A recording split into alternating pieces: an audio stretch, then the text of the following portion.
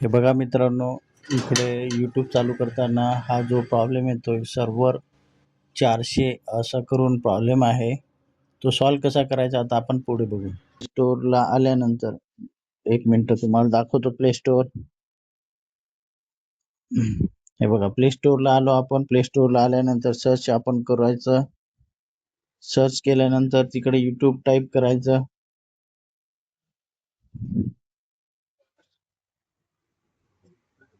YouTube हे केल्यानंतर आपण जिकडे बघा अपडेट साठी बाकी आहे, अपडेट आपण करून घ्यायचं. इकडे अपडेट आपण करणार.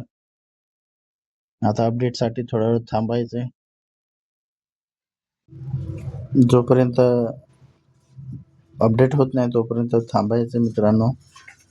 मग अपडेट झाल्यानंतर पुढची प्रोसिजर आपण करणार आहोत. झालेलं आहे अपडेट.